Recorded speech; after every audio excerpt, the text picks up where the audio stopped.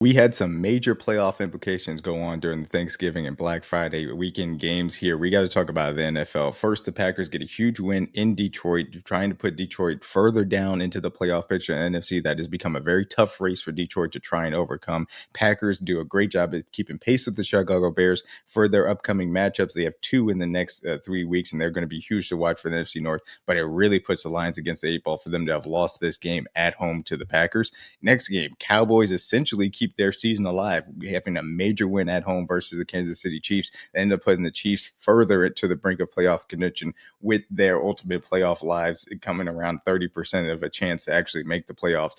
Massive loss for the Chiefs, a massive win for the Cowboys that now are only a game and a half behind the Philadelphia Eagles as far as the standings are concerned, and they only have one loss in the division ultimately after the Eagles and Cowboys have split so far throughout this season.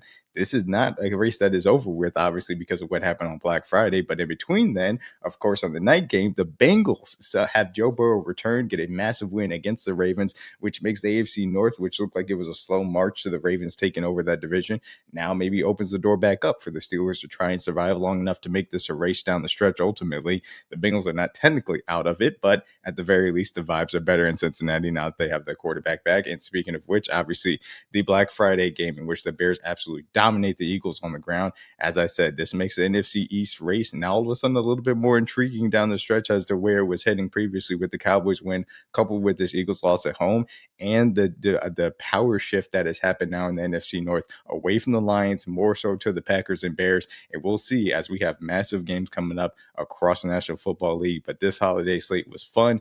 Awesome job by the NFL picking out these games, and obviously had major implications for the playoffs.